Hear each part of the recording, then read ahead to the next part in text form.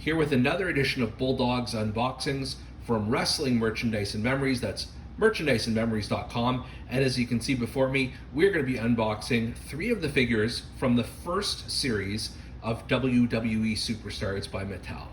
Now, there were 4 that were released in this series, and I do have all 4 of them. The 4th one is this young man right here, Ric Flair. I actually unboxed Nature Boy in one of the early episodes of Bulldog's Unboxing, so it is available on YouTube. If you look YouTube / Canadian Bulldog, if you want to see that one.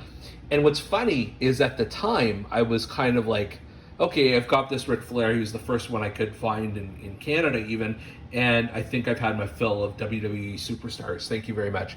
So obviously not only have I gone back and purchased the rest of Series 1 on the secondary market, but I've also purchased all of Series 2 and the first Series 3. So we're gonna go through these all together, and just before I start the unboxing one by one, I just wanna show one kind of interesting thing. The creators of these boxes have essentially connected the 2 of them. I'm just going to move it up slightly so you can see. Oh, try that again.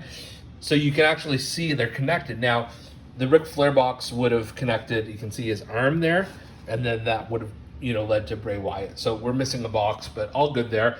It's just a little added bonus here. And then on the back of each one, you can see just a little profile here of the person in the cartoon format and his catchphrase, Hulk Hogan, when you're NWO, you're NWO for life, too sweet.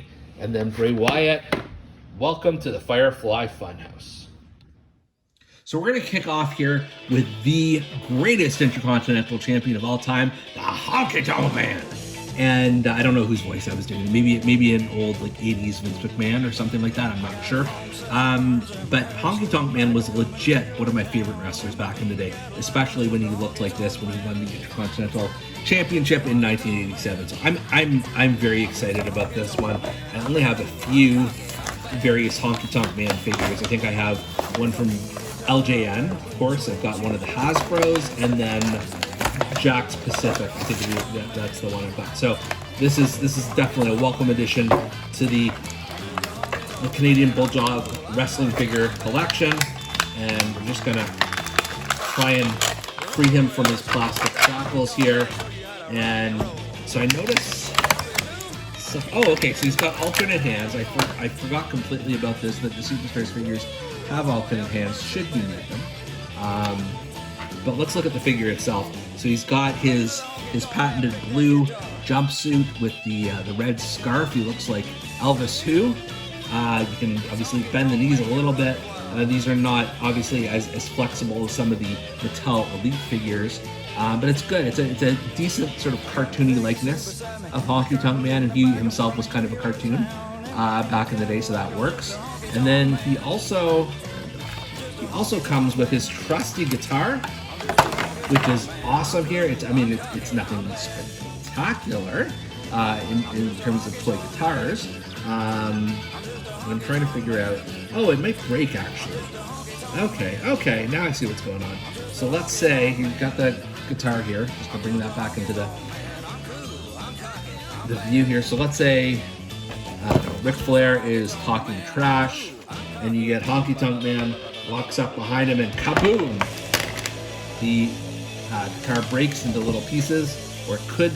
Yeah, you can see that there's a crack here. Just trust me when I say it breaks into a bunch of pieces. So Honky Tonk Man can do his patented El Kabong, and he can shake, rattle, and roll. This is, I like this one. I like this one a lot. I'm glad I went back and purchased it. Next up, we've got Hollywood Hulk Hogan, including his NWO gear. This is the second Hollywood Hogan I have from Mattel. The other one being his Elite figure. No, his Ultimate figure, sorry. Again, this is kind of cartoonish, but let's take a look. Let's see what's in the box. I hate to actually open these boxes because the cartoons are so cool. All right, let's see here, Hulkster. So, much like Honky Tonk Man, Hulkster's got some black gloves here that you can replace on his hands. I'll have to figure out when I eventually pose these guys how I'm going to choose to do that. Whoop. Hulkster just lost his do-rag, and he needs to be a member of the Hair Club for Men, I think. But we're gonna put that back on there. So this is cool. It's got the shirt that you could rip open if you need to. He's got the weightlifting belt. He's got the shades, the do-rag that comes off a little too easily. He's got white wrist tape, and I'm not showing it to the camera. He's got white wrist tape, and he's got gloves, and he's got this little piece of tape that doesn't seem to want to come off. And the other thing too, I just realized is in the box, I did not know this, I don't think, that he comes with the NWO Championship, the WCW Championship that was spray painted NWO. So he can do that. He can play guitar on it. He can actually use the Honky Tonk Man's guitar to play guitar if he really wanted to. He was a bass player, and why not? But anyway, so he's got that. So overall, as I put the do-rag back on here, I like this version of the Hulkster. It's pretty cool.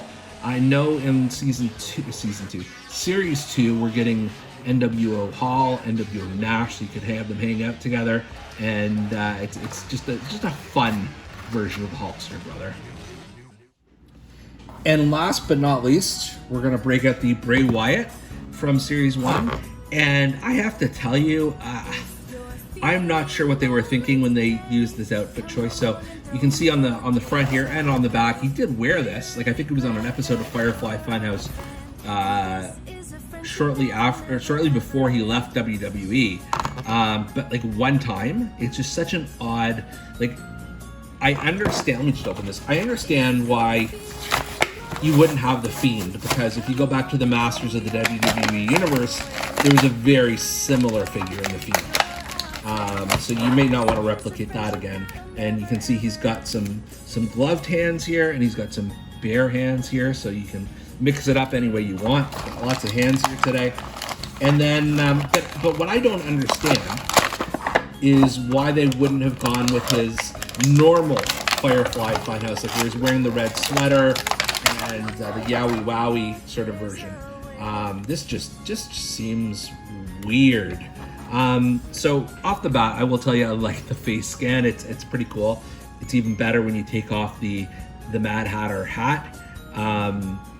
It really looks like him. That's pretty cool for sort of these cartoonish type figures.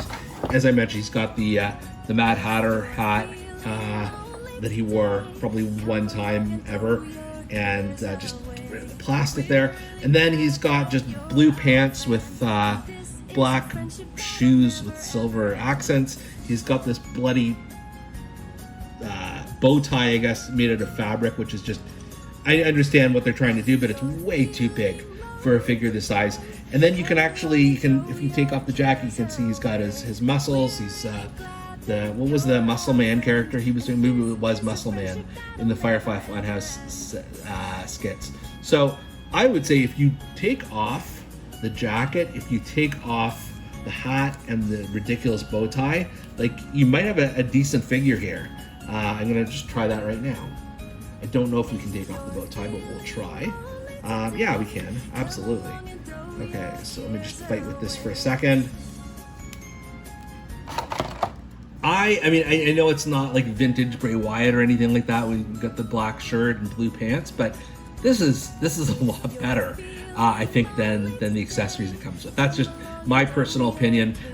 Having said that, it's better than I thought it would be. It's a neat addition to this Superstars line. So overall, this is a nice series for sure.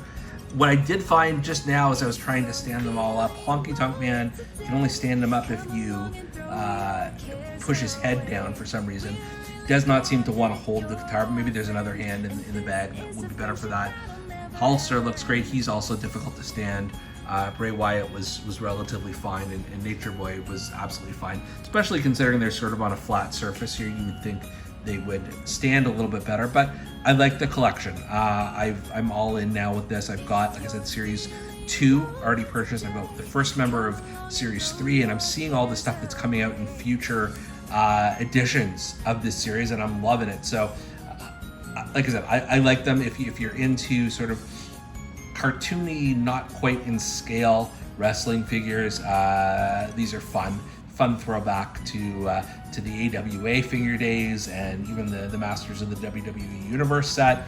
And yeah, so for Bulldog's Unboxings, I'm Canadian Bulldog. Be sure to check us out at merchandiseandmemories.com.